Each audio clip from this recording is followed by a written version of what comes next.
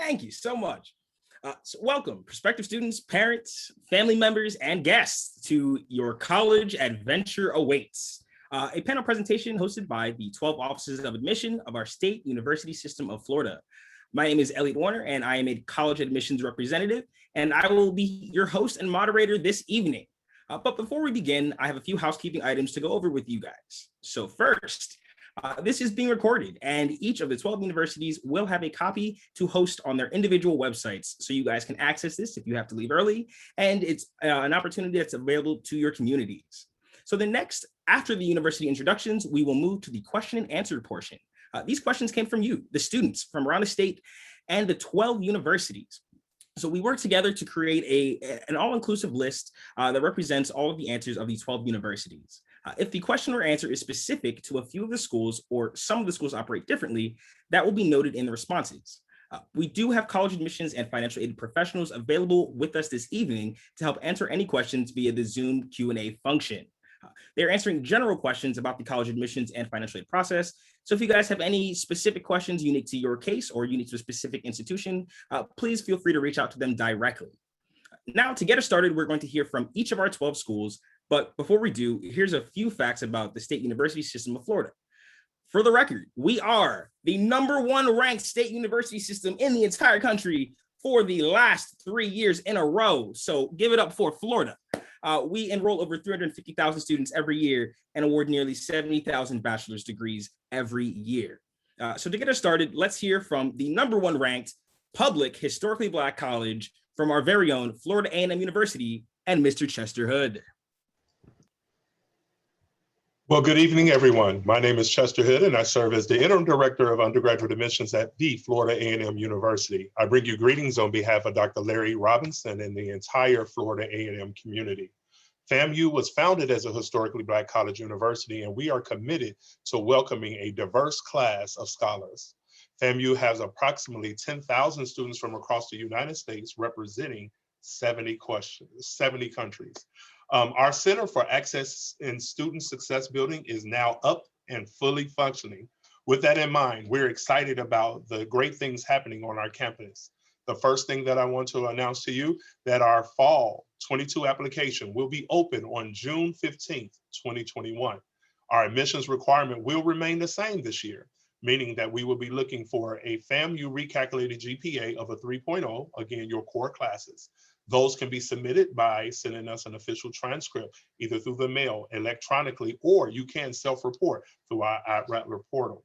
We will continue to accept test scores only from the testing agency. We will be looking for students who have a 27 in writing, 27 in reading, and a 26 in math on the SAT. And on the ACT, we'll be looking for a 19 in English, a 22 in math, and a 22 in reading. It's very important to understand that we are looking for some amazing students to apply to the university. We welcome you to visit our website. Come to www.famu.edu. Come to the admissions page. We have a tab called Talk to Admissions where you can speak to a live admissions counselors. You can also visit Campus Visit. We are limited, but we are welcoming students to campus to tour our campus. Listen, we're excited about you checking out Florida A&M University. I am excited for you to come and see what we have to offer. And again, I thank you for the opportunity to share this information with you on tonight.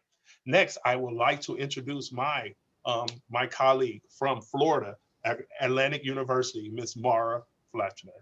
Thank you.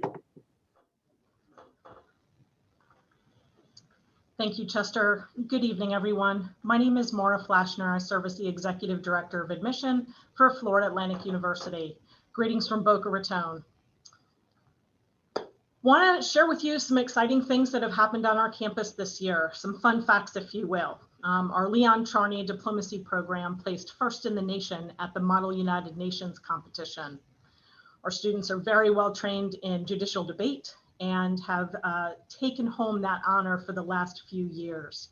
Our FAU baseball team made an appearance in the top 25, and our faculty at our Harbor Branch Oceanographic Institute netted an $11 million grant from the US Office of Naval Research to study bioluminescence. And that's actually how organisms you'd like to communicate under the sea. FAU's International Business Program was ranked number 22 by US News and World Report. So just sharing some fun facts, if you will. As of April 15th, I can share with you that the students applying for this current cycle had a middle 50% GPA of a 3.5 to a 4.2, with SAT scores from 1170 to 1250. And the middle 50% ACT is a 21 to 26. Our application for admission for the class of 22 entering students will open on August 1st. We will start releasing decisions around October 1st. We will continue to place a very heavy emphasis on academic GPA, class rigor, class schedule, including your class schedule of your senior year. Our merit scholarship consideration deadline is going to be December 1st as of now. Students that might be interested in our direct admit freshman nursing track should apply before the winter holidays for priority consideration. We are offering in-person tours as well as virtual experiences to connect with our campus, our faculty, and our staff. The best way to do that would be to go onto our website and identify dates that work for you and your family. Really glad to have you with us this evening. I'd like to introduce my friend, Dean Batchelder from Florida Gulf Coast University. Thank you, Maura. Greetings from sunny Southwest Florida. I am Dean Batchelder, the Associate Director of Admissions at Florida Gulf Coast University, located in Fort Myers, Florida. Thank you for joining us this evening and taking a look at what the State University System of Florida has to offer. We appreciate you taking the time to allow us to share a little bit of information and updates on FGCU. We hope you are staying safe and healthy during this time and that you remain excited about the future and its possibilities. At FGCU, we believe in our students having a lot of one-on-one interactions with their instructors and even conducting research at the undergraduate level. We are a medium-sized university with just over 15,000 total students and a 22-to-1 student to faculty ratio.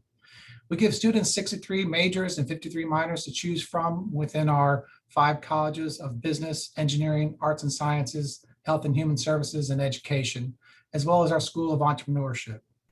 FGCU students have 15 Division I athletic teams to cheer on and over 250 registered student organizations to choose from. We believe in giving back to the community, and our campus has completed over 2 million service learning hours. We also ensure our students find employment as we are top 2 in job placement out of Florida schools. FGCU offers 3 resort-style housing facilities for our students. We are not dorm-styled. Every student has their own bedroom, always out at FGCU. They just have to decide if they want to live near the resort-style pool or the beach on campus.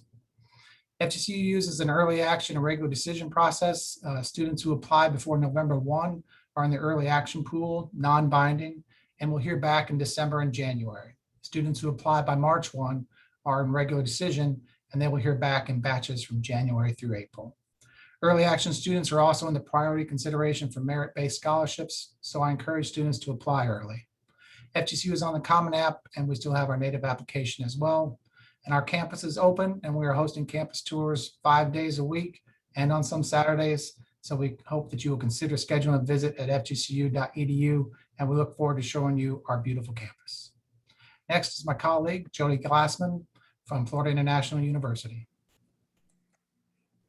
Hello, and thank you.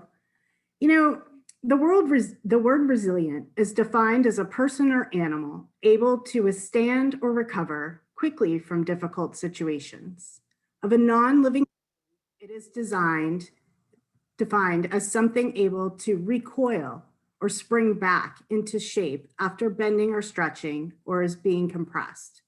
I think we'd all define resilient as anyone who's been enrolled in school, be it pre-K through college or in education in general at any time during the last, 14 months. So first, let me applaud you. You are rising like the phoenix into your senior year. We are immensely proud of each and every one of you and all you have accomplished. You are about to embark on a journey that will continue to test your patience, the patience of your family, your counselors, and everyone around you. It will make you laugh and feel elated, and it's something that will bring up feelings of frustration and maybe some sadness. However, it's a journey and it requires you to continue with the toughness and grit you have shown throughout these unprecedented times. And I use that word intentionally. You will be looking at colleges and universities, rankings, standardized test scores, grade point averages, profiles, costs of attendance, glossy pictures, and all kinds of accolades, and asked to pick just one school, just one place that best represents you and your goals. While I know FIU won't be the place for everyone, let me share a little bit about why it's the place for 58,000 students. And maybe I say something now, or when you get an email from me or a letter, that will make you take a closer look. First and foremost, we are often asked why we are called Florida International University. It has to do with two things, and first and foremost is our location. Miami is the hub of the Americas, and we take advantage of not only being in Miami, but of Miami. We are interwoven in the community, and like the people of Miami, FIU has a diverse population and campuses rich in culture. You'll see this from the food we serve on campus and the presence of the Ventanitas to the multitude of languages spoken by our community, and by the Fortune 500 companies and government agencies who recruit our students due to our commitment to global education. And that brings me to global learning. We embrace global learning. We engage in collaboratively analyzing and addressing complex problems that transcend borders. All undergraduate students are required to complete at least 2 global learning courses during their degree program.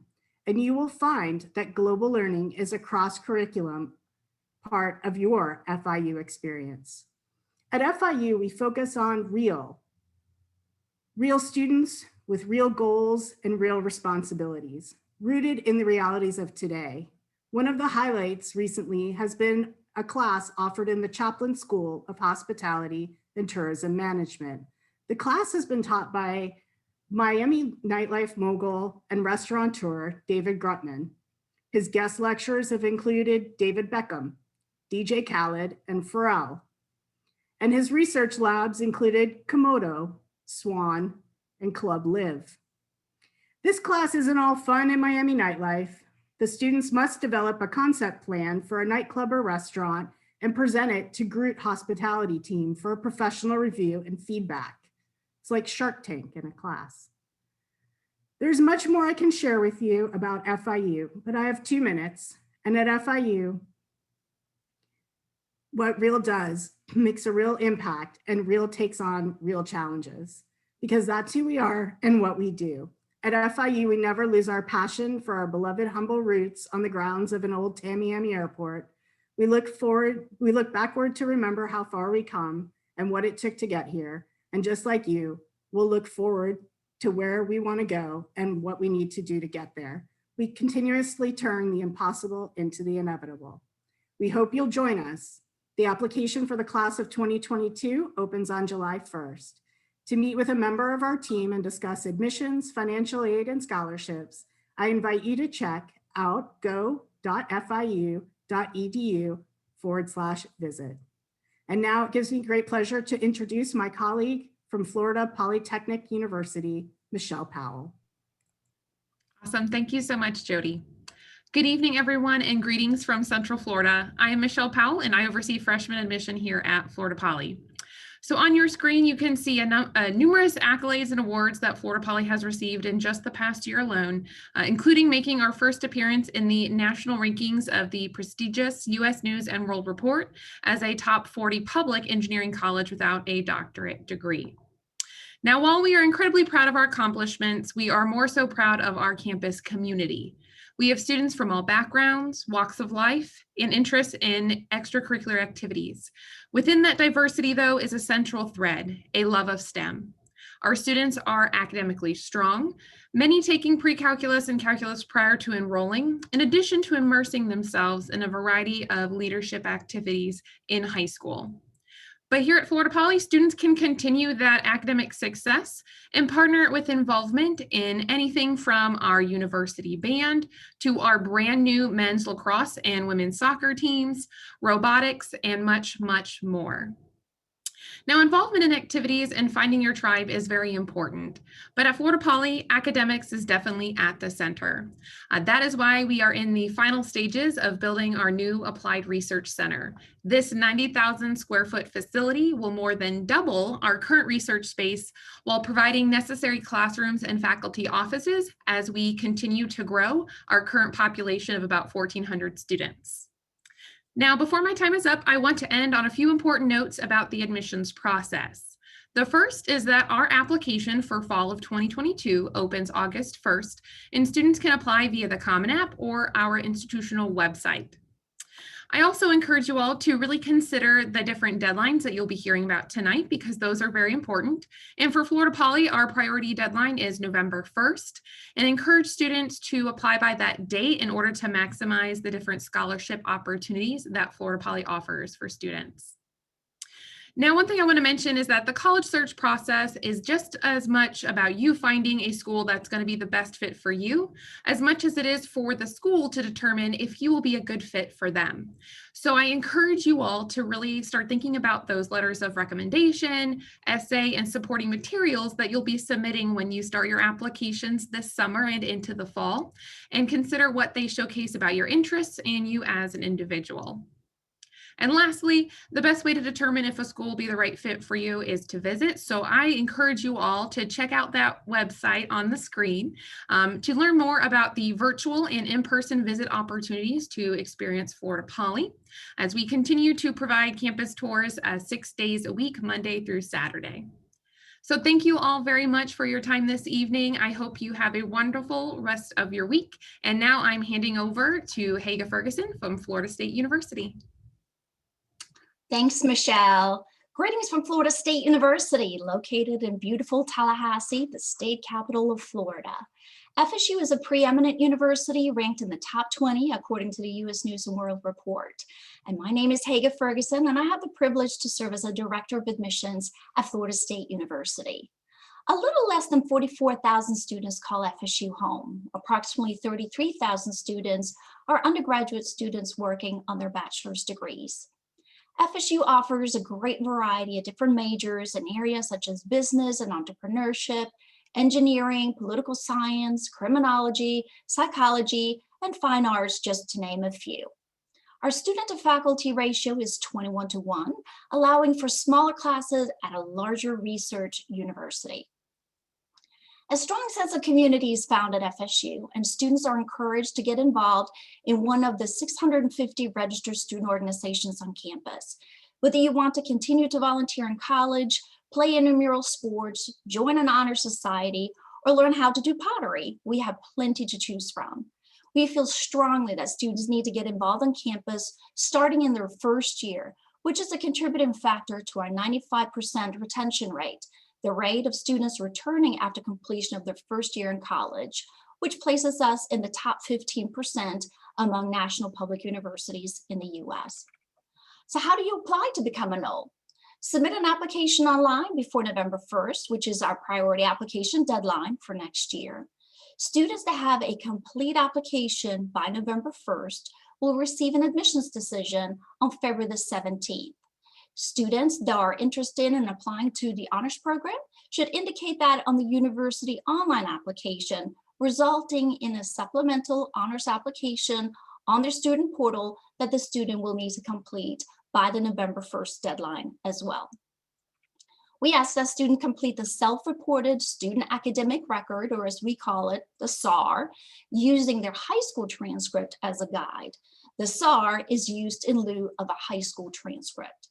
We also require students to self-report all their ACT and SAT test scores. Essay is strongly recommended, and we would love to learn all about your extracurricular activities, jobs that you have, etc. We do not, however, want letters of recommendation. Students that are admitted on February the 17th are automatically considered for our admission scholarships, and we strongly recommend that all students complete the free application for federal student aid, or FAFSA, as soon as possible after it comes available on October the 1st, so that you can be considered for federal, state, and institutional financial aid. We will be opening up our campus tours to prospective students like yourself starting in June. In the meantime, check out our virtual tour, or if you're passing by Tallahassee, you can also do a self-guided tour of campus. Be sure to connect with us via social media for the most up-to-date information about FSU, as well as checking out our website at admissions.fsu.edu. We hope to see you on campus soon, and go Noles. Next, I'm pleased to introduce my colleague, Ann Masterman, Director of Admissions at New College.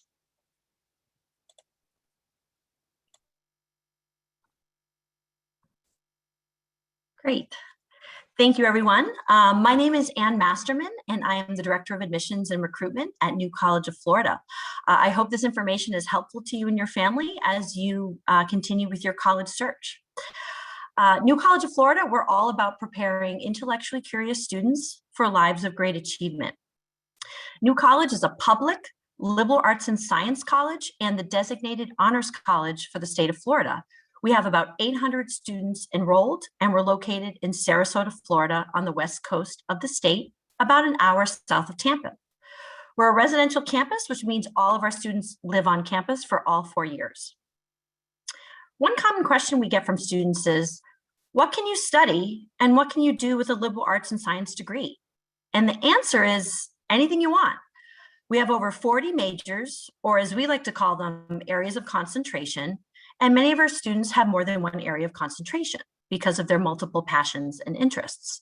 A New College education integrates a superb academic preparation with career building experiences. And so as such, in addition to a faculty advisor, every New College student has a dedicated career advisor to help them develop their career plans and goals starting in their first semester of their first year. We also offer certificate programs in business, finance, technology, and digital media for students who want to get a jump start in these areas, in addition to completing the requirements for their bachelor's degree. We also have two unique things that make a New College education unique. First is we have a senior capstone. Every New College student completes a senior capstone, otherwise known as a thesis, in their 4th year. Also at New College, we don't have letter or numerical course grades, and we call them narrative evaluations. Really, this allows for students the ability to take risks with their learning and focus truly on mastering the content as opposed to worrying about their GPA. Many of our students go on to pursue careers as CEOs, NBC News and Telemundo news anchors, bank presidents, US congressmen and women, in addition to attending law, medical, and business school. Our students are fearless learners and forward thinkers, and as such, New College students excel in today and tomorrow's fast-paced, dynamic economy where a well-trained mind never goes obsolete. We have generous GPA-based scholarship programs where nearly all of our admitted students receive some type of merit scholarship. You can learn more at the URL ncf.edu/scholarships. To learn more about our school, we encourage you to use the QR code on this slide and sign up to join our mailing list. We're currently offering in-person campus tours for prospective students, so come on in and tour our campus in sunny Sarasota. Next, I would like to introduce my colleague, Charles Murphy from the University of Florida. Good evening. My name is Charles Murphy. I'm Director of Freshman International Admission here at the University of Florida. And just like my colleague said, just want to thank you for taking the time to learn a little bit more about all the great universities in the state university system. So UF is located in Gainesville, Florida, North Central Florida. We have a little over 34,000 undergraduate students and over 50,000 total students. Since I have a little bit amount of time, I'm just going to highlight a few different things about the university. First thing to know is we are one of the most comprehensive universities in the country. We have over 100 majors for students to choose from, and you have a little bit of time after you enter the university to figure out what you'd like to go into. So whether that's journalism, agriculture, engineering, philosophy, the arts, we probably have what you're looking for here at the University of Florida. And again, you have some time to explore. So if you're not sure exactly what you want to go into, you have a little bit of time. Secondly, we've just kicked off recently a new AI or artificial intelligence initiative that will benefit faculty, scholars, and students. So while doing a lot of great research with this AI initiative and having one of the fastest supercomputers in higher education, we're also bringing that to the curriculum of undergraduate students, where all students, regardless of their major, will have an ability to get a certificate in AI fundamentals. The reason is we are in a digital economy, and data fluency is extremely important regardless of what your major is. So you do not need to be a computer science student at UF to have some AI experience and be able to bring that data fluency when you leave the university and go to graduate school or go out into the workforce. Also, we're putting a lot of emphasis and resources towards our physical campus. We plan to have and spend over $2.2 billion over the next 10 years on our campus. That's renovations to existing buildings and building new buildings. So for example, we plan to have a new honors residence college in a few years. Last thing that I'll say about UF is we help prepare students for the future. We have students who are going on to graduate school, students who are entering the workforce, students that are doing volunteer programs like the Peace Corps. We have the second ranked career services office in the country, and we really help students figure out what they want to do and help them define their success and pursue that success, whatever it might be. So again, whether that's pursuing a graduate education, going into industry, governmental work, volunteer service, you get to define that success, and we'll help you lead to that success at the University of Florida. You can see some of the information there on the website. Please go to our website, admissions.ufl.edu/visit, where you can find information about our virtual visit opportunities and get more information if you're interested. Thanks so much again for your time, and I'm happy to introduce my friend and colleague from the University of Central Florida, Elizabeth Costello. Thanks, Charles. Good evening and greetings from the University of Central Florida in Orlando. I'm Elizabeth Costello, and I serve as the Director for Recruitment and External Relations here. UCF is the largest university in Florida and one of the largest in the nation. With more than 650 clubs and organizations, 13 colleges, and over 200 degree programs on the undergraduate and graduate level, it's a really great time to be a UCF Knight. We're designated as an Hispanic serving institution by the Department of Education with a minority student population of 48%. We are proud to be ranked by US News and World Report as among the nation's most innovative universities, and by Kiplinger's and Forbes magazine as one of the nation's best education values. The university is made up of 4 campuses: our main campus in East Orlando, our Rosen College of Hospitality Management, located in the heart of the hospitality industry near International Drive, our Academic Health Sciences campus in the medical city of Lake Nona, and UCF Downtown, located in downtown Orlando, which is also in partnership with Valencia College. We operate on rolling admission and will begin making admission decisions for summer and fall 2022 in early September. We recommend students apply between September and November of the senior year. Our application will open in late August, and we accept both our institutional application and also the Common App. When you apply, you will submit your academic record by using our SPARK form, which stands for Self-Provided Academic Record for Knights. You do not need to submit a transcript for admission review. If you choose to enroll at UCF, you will submit your final high school transcript for verification and to complete your file at the end of the process. We anticipate campus to return to a much more normal occupancy level starting this fall, and we're excited about that. In the meantime, I would encourage you to visit our virtual offerings on our website so you can still experience UCF. We offer virtual information sessions, campus tours, application workshops, current UCF student panels, as well as opportunities to meet with an admissions counselor. I encourage you to visit our website to learn more and to follow us on social media for all updates that will be coming out in the next few months. I wish you the best of luck with your college search, and if we can be of any assistance in any way, please feel free to reach out to our office. We are here to help. And now it is my pleasure to welcome my friend and colleague, Terry Evans from the University of North Florida. Thank you, Elizabeth. Good evening. My name is Terry Evans, the Director of Admissions at the University of North Florida, located in Jacksonville, also known as Florida's First Coast. I'd like to take a second or two to just say congratulations to our rising seniors. I know it has been a tough year. Some of you have even missed prom and other high school traditions, but please know that we have better days ahead. The UNF campus is a nature preserve. We own over 1,000 acres with miles of hiking trails and beautiful lakes. We're considered a key driver in the region with an annual economic impact of over about $1 billion. We consistently rank high for quality and value.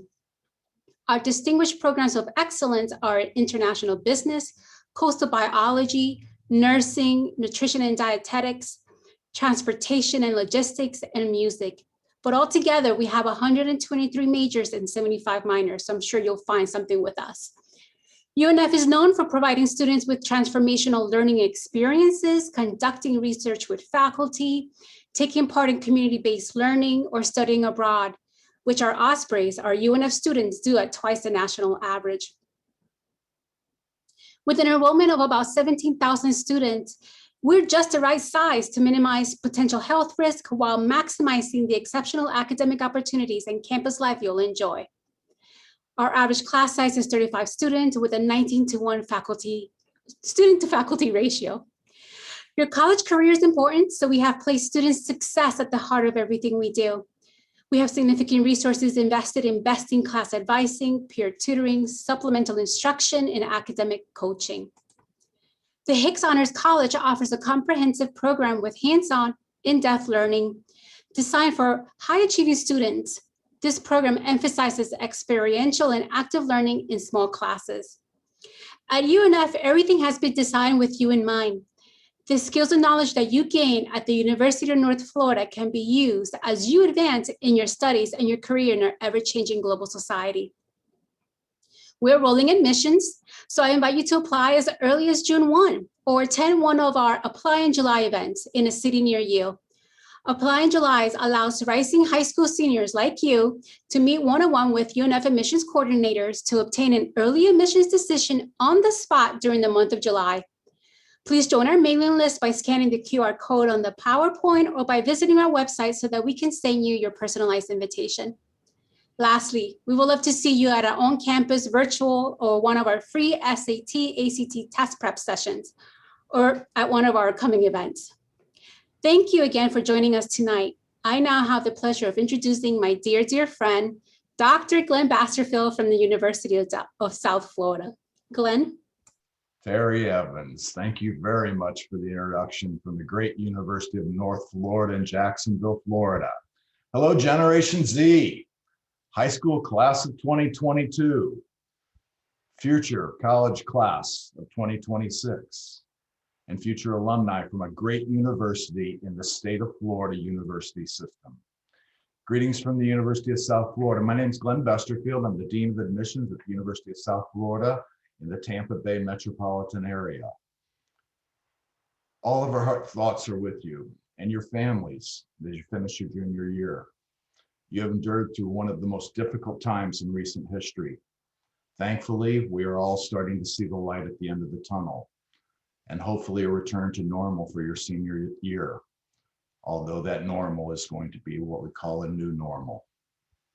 Congratulations on getting through your junior year. Don't take your foot off the accelerator. This is the time to really be accelerating through your senior year and onto the university.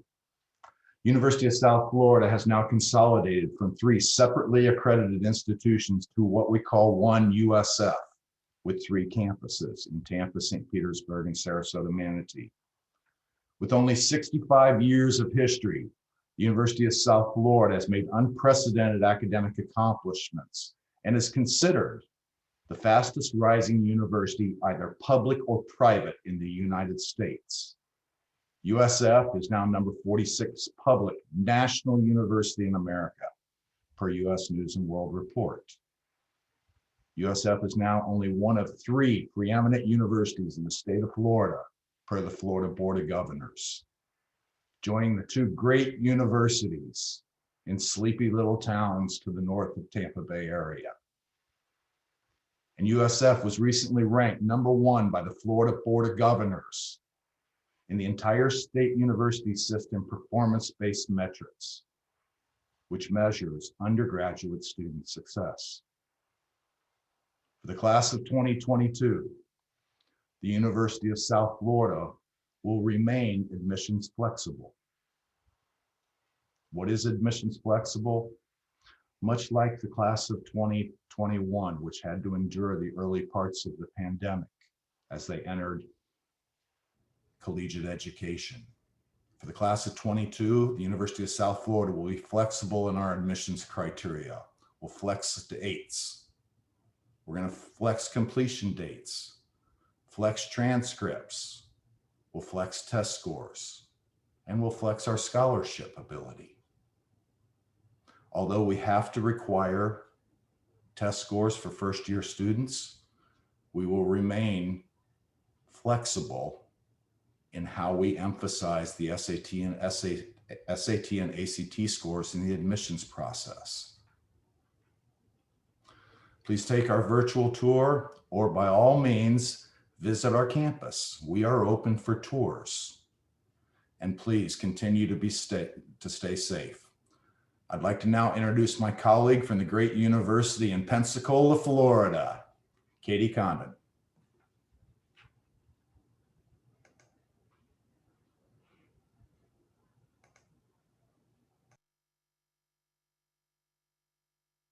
And I was on mute. Greetings from Pensacola, Florida. My name is Katie Condon, and I'm the Executive Director of Admissions and Enrollment Marketing at the University of West Florida. Before I begin, I want to thank each of you, the students and their support networks, for taking the time to be with us tonight. UWF is located on 1,600 acres in Pensacola, Florida, in the Central Time, which is on the westernmost part of the Panhandle. To provide a reference, we're about 2.5 hours from New Orleans. UWF has been named a Best Southeastern College for 18 years running, and we are now the reigning national football champions for Division II. UWF is home to the Argos and offers a variety of academic programs across various disciplines. At just under 13,000 students, UWF offers its students the experience of a large university while maintaining a close-knit community atmosphere. Because of our size, UWF offers personalized classroom experiences and research opportunities at the undergraduate level. In fall 2020, we welcomed the most academically talented class in school history, comprised of approximately 1,300 freshmen with an average GPA of a 3.9, an ACT of 25, and an SAT of an 1190. UWF has a wide range of competitive scholarships and financial aid packages. Over 50% of our 2020 class received an admissions merit scholarship, and nearly 70% received some form of financial assistance. We also offer a free tuition program for Florida residents that qualify for the Pell Grant, and it's called the Argo 30 Guarantee. Our priority scholarship deadline is December 1st, 2021. Students that have applied and submit all of their necessary documents by the state will be automatically considered for all of our merit scholarships, so be sure to apply by then. The first round of decisions will be released in mid to late January of 2022. After that, admissions will be rolling. We encourage you to visit either in person or virtually. We are currently offering in-person tours at limited capacity, as well as virtual visit options. For more information, please go to uwf.edu/visit. You can also find us on the web at uwf.edu/admission or email us at admissions@uwf.edu. Thank you so much, and go Argos. I will now turn it back over to Elliot.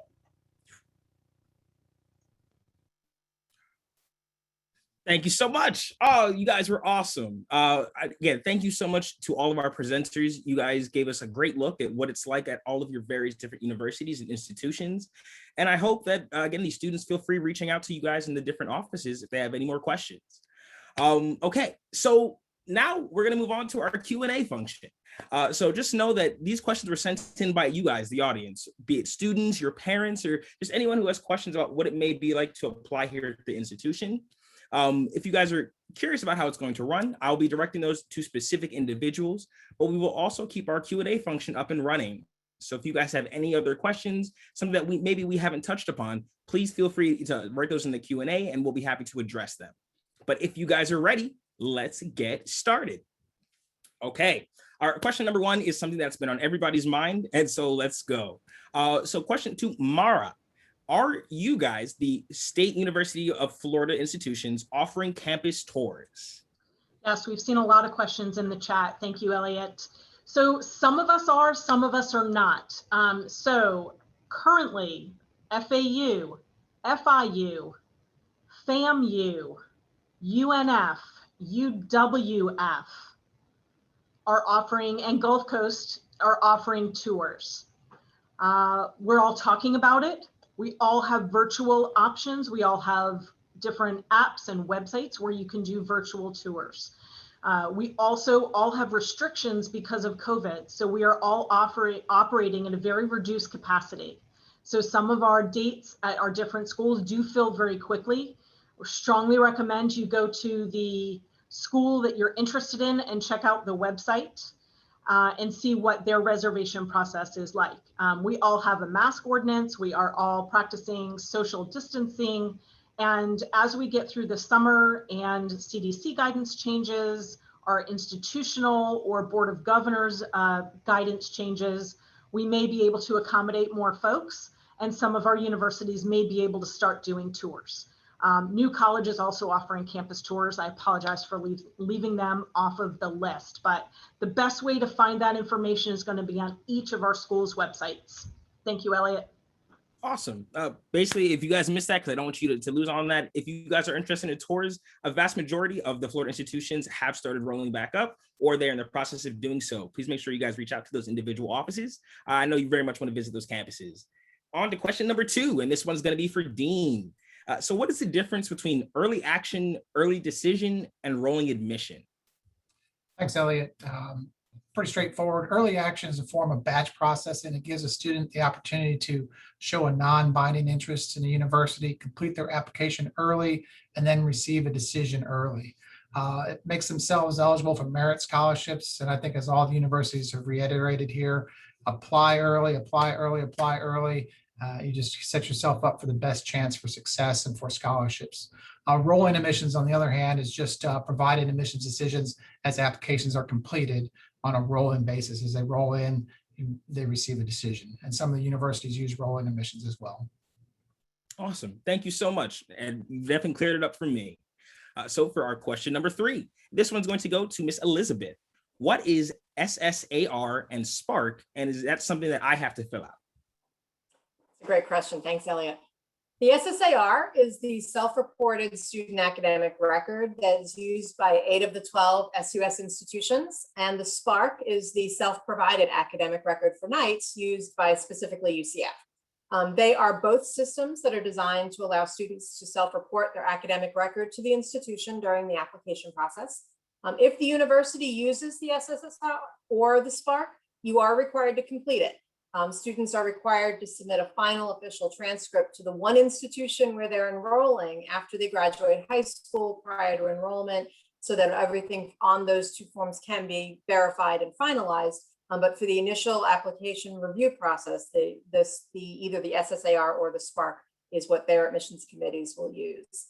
FIU, USF, and UWF do not use either of these platforms, and when applying to them, students must submit a preliminary high school transcript for their admissions committee to review them for admission consideration. Awesome. Thank you. If you guys aren't too sure if the school that you're applying to, that you're committing to, is going to require it, again, the best thing that you can do is reach out to your admissions rep, and they'll be happy to clarify that admissions process.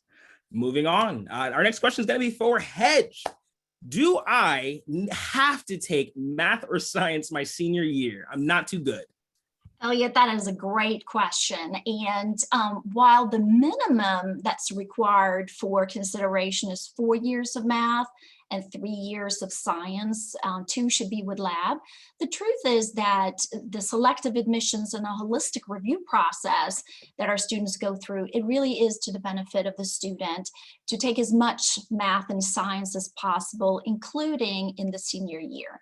And in particular, if you are going to be an engineering student or major in anything that's within the sciences, you definitely would want to plan on having sciences and also math, to be honest with you. So moral of the story is that to be the most competitive applicant possible, yes, you should plan on continuing to take in math and science courses along with the other academic courses in your senior year. So you're saying that it can only serve to help me by taking math or science as a senior? Absolutely. Even if you're going to be a dance major, yes, you want to continue to take math and science in your senior year. It will help you for your preparedness in college. Thank you. So this one's going to be for Jody. Jody, can TPS, undocumented or DACA students still apply to Florida institutions? Is that something that's open to us? Hi, Elliot. Yes, we welcome undocumented TPS and DACA students to apply for admission.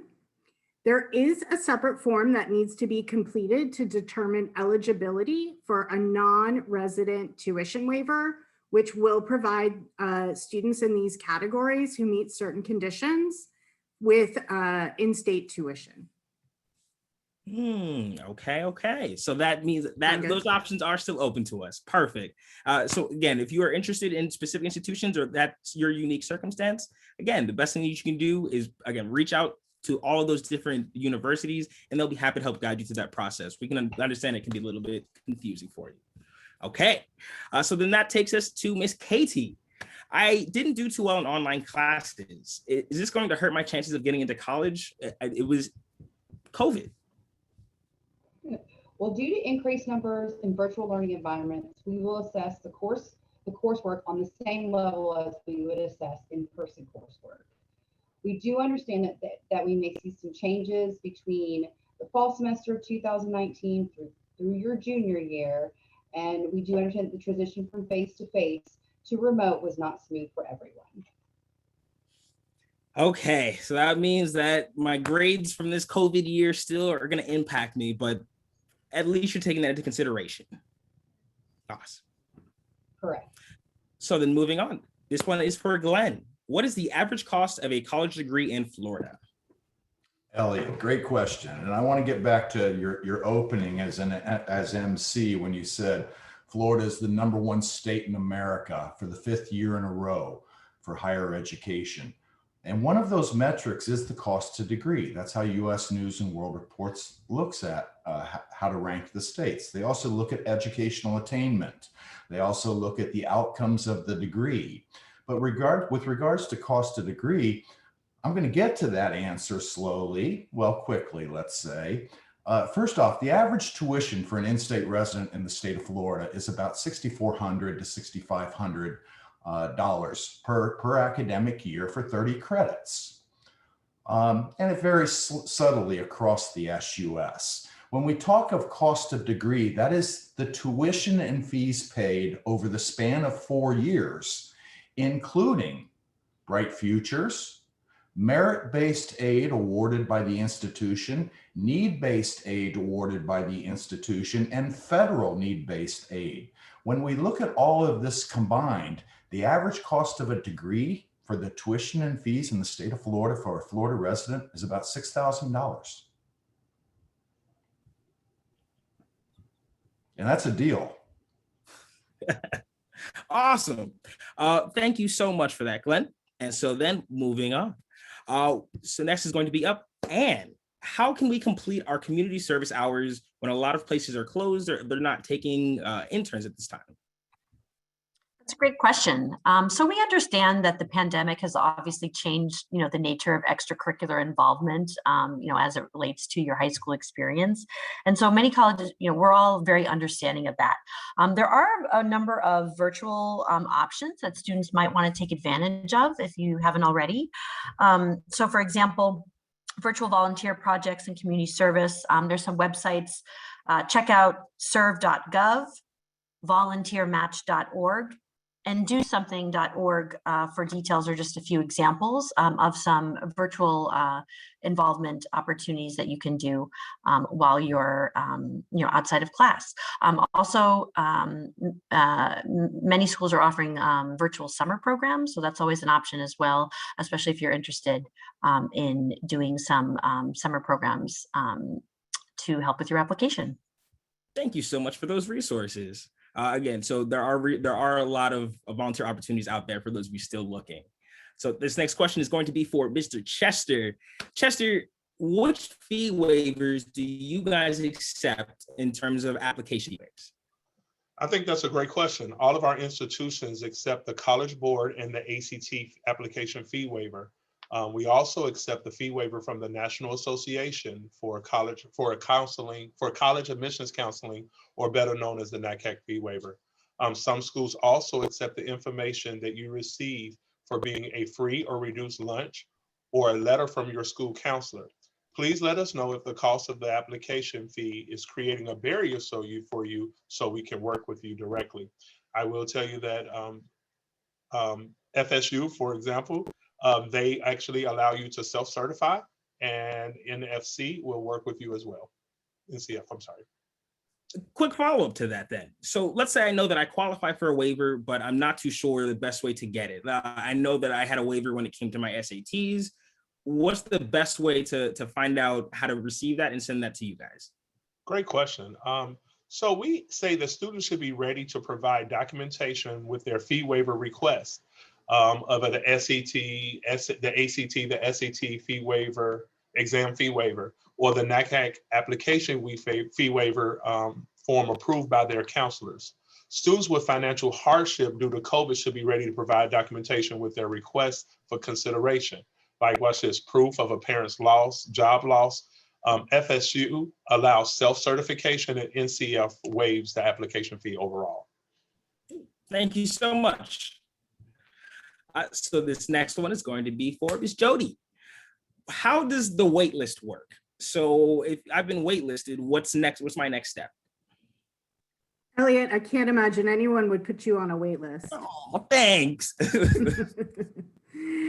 Okay, so a wait list is when you may meet the admissions requirements, but the college has already accepted the number of students it has room for. And then if a spot becomes available later on, you may be offered a spot in that class. What you need to decide is if you want to stay on the wait list. And if the offer comes after May 1st, you may have to either forfeit a deposit you made to another school, or that if you're offered a spot off the wait list, you may be asked to do so without a specific housing or financial aid guarantee. So you really have to think through your wait list decision. We advise you to ask questions and be proactive. Ask questions about the wait list and be informed about your decision to remain on the wait list or to get off the wait list. Also, as you prepare to attend another school, also make sure you're well informed there as well. Make sure that's the school that you really want to be at. Thank you. You'll notice a reoccurring theme with a lot of these answers is please reach out to the institutions. The best thing that you can do is make sure that they're informed or that you're informed. It'll help make your decision-making process a lot easier. And for our next question, this one is going to be to Ms. Hedge. How big is the State University System of Florida? Well, I think Glenn at University of South Florida really alluded to this earlier, right? It's the successes that the state of Florida through the state university system have had. And in the academic year 2018-19, the state university system awarded almost 70,000 bachelor's degrees. And I think that in itself is a phenomenal number. But I think the other thing that is just as important is that 70% of them are either in a graduate study program or are employed within 6 months of their graduation. So, you take that and look at all the offerings that we have throughout the state universities. And it just means that you as a student, as a family, are getting an awesome return on the investment of attending a college here in the state of Florida. Thank you. That was absolutely everything I could have wanted for. Thank you. This one is going to be to Miss Michelle. So your question is, are we going to be required to be vaccinated to return to campus? That's a great question and one I probably get on a daily basis. But at this time, there is no requirement. As with the pandemic and the common theme has been flexibility, it seems. This decision will be made by the Florida Board of Governors or other state level government legislation or regulations and shared with the state university system. But we'll definitely be flexible depending on how the pandemic and everything continues as we move forward into this next year. Awesome. Thank you so much for that. So this one's going to be for Charles. And we saw a lot of these questions in the Q&A. So for those of you that are interested in dual enrollment questions, this is your moment. Charles, I'm taking dual enrollment and will have an AA and graduated from high school at the same time. Do I apply as a first-time student or am I a transfer? Well, for all of our institutions, if you're still in high school and have not graduated from high school yet, you will apply as a first time in college or a freshman. So make sure to fill out that freshman application, even if you're earning the AA at the same time. Now, for the University of Florida specifically, if you go through the freshman process and we're not able to admit you during the freshman process, we will let you opt in to be considered as a transfer student. So you get another sort of bite at the apple there. Also, another question that's been asked related to dual enrollment in a lot of the questions that maybe I can answer verbally is a lot of people have asked about how their courses transfer. The great thing is probably many of you are taking those dual enrollment courses at other Florida public colleges, so your local state college. For us here in Gainesville, that would be Santa Fe College. And the great thing is we have a common course numbering system. So if the course number matches that state college to the university number, you know it's going to transfer. So it's very likely that a large percentage, if not all of your courses, would transfer over. Before I let you go, I have one last question. So for those of you that are already in that process of applying, when it's asking me about previously attended institutions, if I did a dual enrollment, do I have to put down the school I did dual enrollment with? Do I have to send transcripts? Like, how does that work? Yeah, you should absolutely list the school with which you're doing dual enrollment. As you heard earlier, many of us do self-reported courses and grades. And so you'll want to self-report those dual enrollment courses as dual enrollment courses. So we know that they're college level when we're reviewing the self-reported. For those that require transcripts, it just needs to be clear on the transcripts that you send that you've taken the dual enrollment courses. For many of you, that might be on your high school transcript, but if it's not, it's always a good idea to also send in the college transcript if you're applying to a school that does not self-report. Now, the key thing is after you're admitted and decide to enroll at that school is you'll need to send a final transcript, and then all of our universities will do the official course evaluation and add any relevant course credit to your record. Thank you so much. And this one's for Elizabeth. Do I need to send letters of recommendation to schools that do not require them and do not ask for them? It's a great question, Elliot, definitely. We all try to be as transparent as possible in our admissions processes and about the requirements and what we're looking for and the required documents. So students should really go out and read and pay attention to those instructions that are on the websites and as part of the application process to know what each individual school is looking for. If the university says that they want you to submit 2 recommendations, send 2 recommendations. If they say they do not want recommendations, don't do it. Don't just send it because you think that they might. If they specifically say that they do not want them, don't go ahead and send them. When they put that out on their requirements, they know what they're looking for. So following directions is always a good thing to do in the admissions process. Oh, thank you so much. So this one is going to be for Michelle. How do you look at senior years / how is senior year weighted into your admissions decision? Yeah, that is a great question. So the senior year schedule is extremely important in that it provides information on a student's trajectory for their educational path in high school. So we're looking for things that indicate that the student's taking challenging coursework, or are they just taking the bare minimum? Are the classes that they're taking going to continue to prepare them for their intended major? We understand, though, that in this pandemic world, however, that those student courses and performances are most likely going to be impacted by a variety of outside factors. So we definitely encourage everyone to be open throughout their application process about those struggles and about their experiences throughout high school. Awesome. Thank you so much. Now for Ms. Haggock. What if I want to, if I graduate from high school early, was that going to work against me in the college admissions process?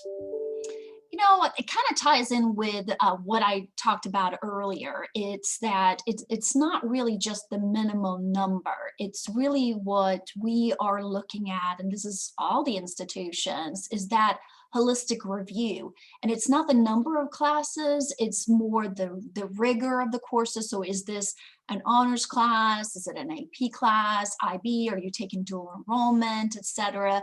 And the depth and the breadth of the curriculum that you're taking. And so our expectations are really more so that you have tried to challenge yourself as much as possible in high school before you come to any one of our institutions, because the research shows that the more that you have been exposed to the academic curricula in high school, the better prepared you will be for entering into our institution. So I'm not so worried about the number of courses. I'm more worried about, have you tried to challenge yourself as best as possible to be as competitive as of an applicant as possible. Sounds like that ties into the math and science that they should be taking senior year. Yes, exactly. Thank you so much. So moving on to our next one. This was going to be for Glenn. Are the ACTs/the SATs required for all 12 state universities in Florida? Elliot, you had to give me the toughest question here. So let me, and I'll probably go over my time limit because I really want to give some context here. When the pandemic arrived, let's say March of 2020, we were very worried as a state university system. And as deans and directors of admissions on this call, we were very concerned about the class of 2021 that will be arriving later this summer. Many testing centers were closed as we went through April, May, June. Some started to open back up as we got into July and testing resumed, although extremely limited capacity. We all on this call were in kind of a panic mode. Testing actually came in fairly strong as we went through fall, and probably stronger in the state of Florida than in any other state in America. At this time, the state of Florida, to the best of my knowledge, is the only state in America that is not test optional. We require the SAT and ACT, and this is per the Florida Board of Governors. Look, we highly encourage you as you finish your junior year and you become that rising senior, that you hopefully you've been able to test your junior year. If not, you need to test this summer and test into the fall semester also. Many of us are going to be flexing our deadlines, shifting scholarship deadlines where that's when you have a complete application. We'll try to be as flexible as we can. We have to treat all students equally. So I highly encourage, school day, whether it's school day testing, do your best to test as many times as possible, hopefully at least twice. If you have the opportunity, 3 or 4 times. So look, we feel for you. This is a tough time and many of us have children and we realize the challenges that everybody is going through right now, but this will change. This will change one day and one day soon. Thank you. Thank you. And I think you answered a lot of people's questions just to hear it straight out that we are requiring tests. But for those that may not have tested yet and are still deciding on which exam to sign up for, is it required that we submit the essay portion for the ACTs? Oh, good. You gave me an easy question. No, the essay part is not required.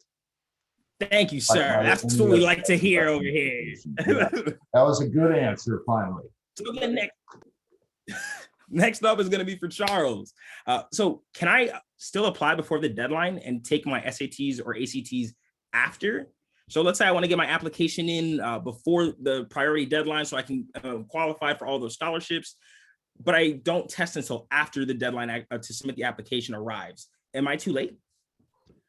In most cases, no, but the first thing that I would encourage you to do as juniors is that hopefully you have taken the test already. I know many students in Florida public high schools already took it for a school day administration.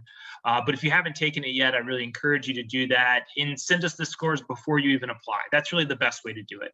But it is okay to apply first and then send your test scores. Now, what you'll have to pay attention to is each of the universities and schools' deadlines for those test score receipts. So this past year, University of Florida, we had an application deadline in November, but we allowed test scores to come in and meet the deadline all the way through the end of December. We'll set our particular policies this summer for those of you who will be applying this coming fall. So it's important to look at all of our policies, but as was said earlier by Glenn at USF, we're definitely going to do as much as we possibly can to make it flexible for you to get those scores in and for you to complete your app. But again, my advice for you here today is if you've already taken it or you plan to take it soon, go ahead and send those scores even before you apply. Thank you, sir. Next up is a very popular question I saw on the chat earlier during the presentations, and this is going to be to Miss Elizabeth. Will I be penalized for only taking the SATs or ACTs only one time? Good question. And the short answer of that is no. We are looking at your overall academic record, but the number of times that you are able to test is not something that we're going to factor. We're not going to give you bonus points for it, or we're not going to take away points for that. I mean, that is not something that we're looking to do. We're looking to be able to offer admission to all the students that are applying to us. So we're not counting the scores that you're doing. We encourage you to take it as many times as you feel you need to. We encourage you to take both the SAT and the ACT because most people do better in one over the other. This coming year, we hopefully will have more time to take tests so that, but that if you are only able to take it once, don't feel that you are going to be disadvantaged in the process at any of our institutions, because we do require the tests and we need at least one. But if you only have one, that's not going to hurt you in the process at all. Awesome. Basically, send us every set of scores you have. Send us what you have, exactly. So this next one is going to be for Katie. Let's say I didn't test and I wasn't able to get a SAT or ACT testing date. Can I submit my PSATs or my AP scores instead? Unfortunately, no. The state of Florida requires that all first-time in college students submit an SAT or an ACT to be considered for admission. And this also includes students that are graduating from high school with an AA and students with dual enrollment credit. Oh, well, thank you.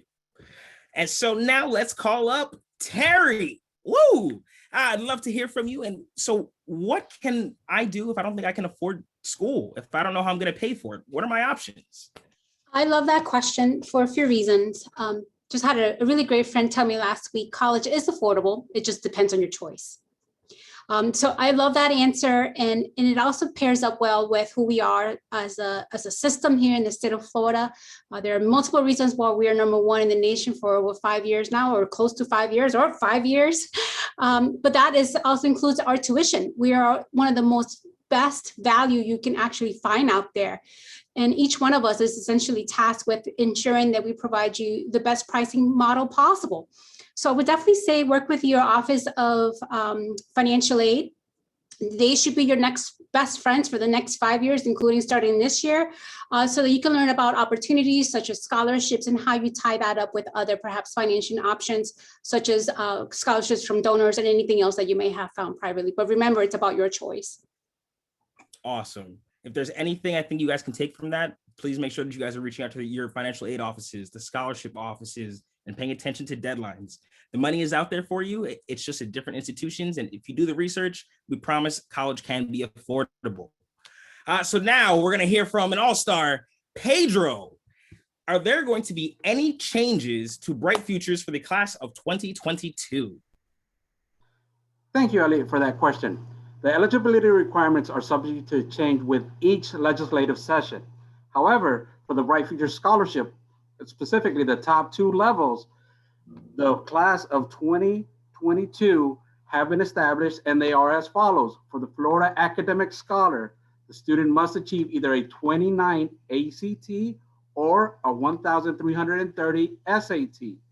For the Florida Medallion students, student has to achieve a 25 ACT score or a 1,210 SAT score. We at the Florida Department of Education, we super score those tests. So either the student can take several versions of each test. We take the best subcomponent score and give the overall composite. We also encourage all students to please visit our website at floridastudentfinancialaid.sg.org. That's once again, Florida Student Financial Aid, S as in state, G as in grant.org, and look up Bright Futures initial eligibility for the class of 2022.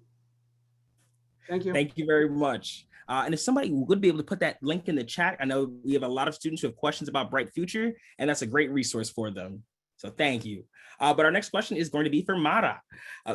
Question, so what exactly is a micro scholarship? Sure, lots of questions about scholarships in the chat. Micro scholarships are offered online through a number of different websites that tries to match students with skills, abilities, academic backgrounds, and various colleges that support those kinds of scholarships to help you earn money towards tuition. As you take part in activities that make progress towards your high school graduation, you can earn scholarship dollars from specific colleges and specific organizations. So if you do a Google search on micro scholarship sites, that might help you determine which ones might be a match. Remember that we never recommend you to pay any scholarship site for scholarship information. There's plenty of free information out there from a number of sources, including each of our colleges and universities. Thanks for the question. Thank you. This one's from Terry, or this one is to Terry. When can I start my application for financial aid? So great. Oh, did I do that right? There we go. Sorry, Elliot, the chat is pretty busy, so we're trying to help as many as possible. I would say right now, for the upcoming year, October 1st is when that window opens for you. Just make sure that, there's a lot of reasons why some of those get rejected. Make sure that your parents' signature is on the document. Make sure that you review the information as closely as possible. Sometimes by using your parents' transcript, that even streamlines that process for you and reduces error. But just remember that if you're applying for that summer term, as well as the fall, that you will need two FAFSA, so one for the 2021 and one for 21-22. So remember one date, put it on your calendar now. It'll be October 15th. From now on, 4 or 5 years, you're going to continue to do this process. So just get ready. October is the time frame to do so. And we'll, of course, remind you as well. I appreciate that question, Elliot. No worries. Thank you. So then we're going to have Anne. Can undocumented TPS or DACA students apply for federal, state, or university financial aid? It's a great question. So the short answer is no, but the Florida law does provide that really all students, including undocumented students, have the ability to, or the opportunity to qualify for in-state tuition and fees, as long as they meet some conditions. First, they had to attend a high school in the state of Florida for 3 consecutive years and graduate from that high school in Florida after attendance. And they also have to apply for enrollment in a state university, Florida College System institution, or a Florida Career Center, and enroll within 24 months or 2 years after high school graduation. So the long and short of it is they can qualify for in-state tuition and fees, but not so much for the financial aid. Thank you so much. And so back to Pedro. Do undocumented TPS or DACA students qualify for Florida Bright Futures then? Okay, great question. We at the Florida Department of Education, Office of Student Financial Assistance, encourage all high school seniors to apply via the Florida Financial Aid application, or what's commonly known as the FFAA. This will ensure that all students, those that are going into the military, students who are thinking about going out of state, or those students who are ineligible to receive Florida Bright Futures, but they can regain their eligibility within 5 years after high school graduation by filling out this application through reinstatement. So that means undocumented student TPS or DACA students, by completing the Florida Financial Aid application, which is a requirement, and also meeting all other requirements.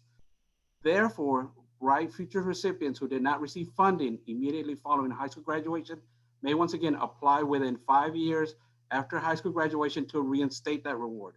However, at the present time, DACA students, TPS students, or undocumented students are not eligible to receive Florida Bright Futures funding.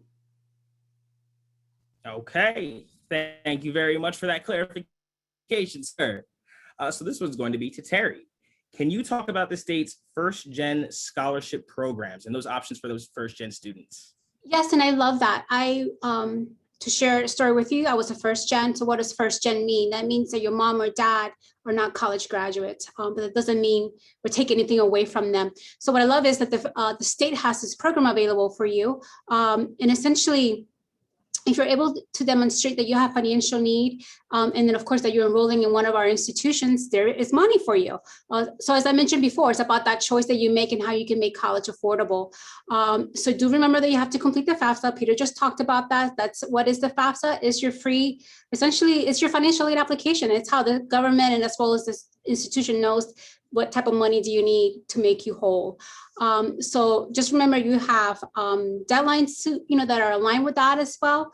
So make sure that you note those down, visit the website to make sure that you don't miss that opportunity. And just remember, many first-gen students are CEOs of major companies today. So that is not necessarily something to be ashamed of. It's, if anything, it will make you successful, and we have the avenues to help you with that.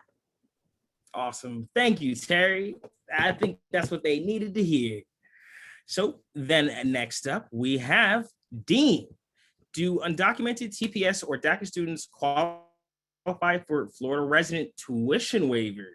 Ooh. Yes, simple answer is yes. I think Jody touched on this earlier, and then Ann just recently covered a little bit more detail, but yes, Florida law allows the state university system schools, the SUS represented here tonight, to waive the out-of-state fee for undocumented students if they meet 3 criteria.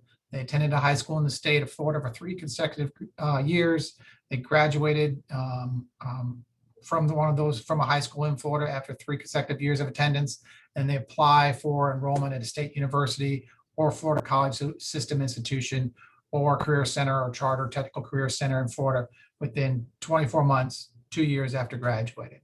And then the waiver is good only for undergraduate degrees, but it does cover the out-of-state portion, and the student would only be responsible for the in-state portion of tuition and fees at any of the SUS schools. Oh, thank you very much, sir. So then we have our next question to Mara. And so are there any scholarship opportunities for international students? Sure. Each university handles scholarships a little bit differently. So I would recommend for international students that you check our websites. Some of our schools have specific scholarships for international students, and some may consider international students among all of our different scholarship resources. Cool. So then for Katie, what makes the state university system in Florida the #1 in the nation? We keep hyping that up, but what makes us #1? Well, the ranking is based on the state university's overall 4-year graduation rate, low cost degree, low student debt rate, number of degrees awarded without a student taking more credits than they need, and graduates employed or enrolled in continuing education within 6 months of graduating with their bachelor's degree.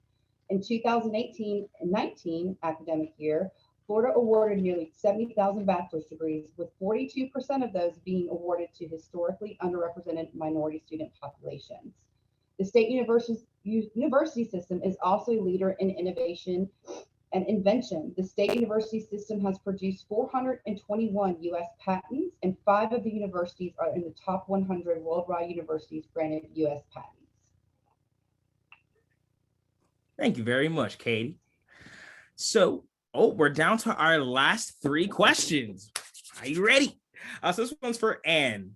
What are important questions to ask as a student during a college tour? What will help me narrow down and decide where I want to go to school? Yeah, I mean, I love how this question is worded, because I think it's really important to talk to the students at the school that you're touring. So I really appreciate this question.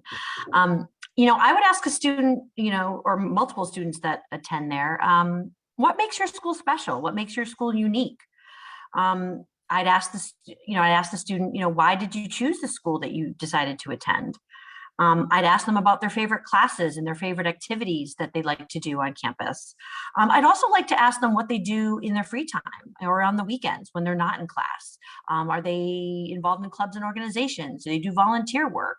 Are they working on campus? Anything and everything that they're doing as part of their typical college life. So those would be some of the questions that I would ask when on the college campus. Awesome. And again, there's no right or wrong questions. Whatever is going to help you make that final decision. That's all we're looking for. So then our second last question for Dean, when does the Common App open? Thanks, Elliot, for the easiest question of the night. Everybody knows Common App opens August 1st. It will be Saturday, August 1st this summer for you juniors out there as you head into your senior year. Additionally, a lot of schools still have native applications as well. I would encourage you to check the school's website and when that opens up. Ours also is August 1st, but I've heard some other schools mention, I think, June and July as well. So just check your school site for their native app, Common App, 1 August. Too easy. Thank you. And so for our last one, this one is going to be to our all-star, Michelle. How does industry certification factor into admissions decision? That is a fabulous question to wrap up on. So the courses you take to complete an industry certification do not count towards the courses that are required for admission to a state university. They are elective courses that you take to receive some kind of micro-credential, such as an industry certification, and something practical like a certified medical assistant or EMT. However, in a holistic review, it adds a special layer of experience.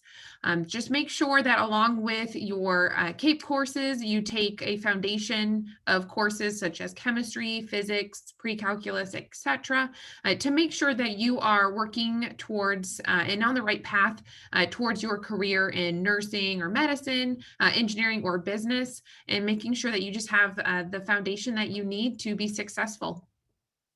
Thank you so much for that. I think we covered a lot of different info through our Q&A function. So I want to thank you so much to our panelists and to our lovely audience. And as a reminder, this recording and each of the 12 universities will have a copy to host on their university websites for later viewing. This should be up later this week. And so we all know that this is a time of great anxiety and uncertainty. And I hope our panelists provided enough information this evening to help you guys on your journey. I encourage each and every one of you to visit these individual websites of our 12 universities. And thank you so much for coming tonight. And we look forward to seeing you at your college adventure.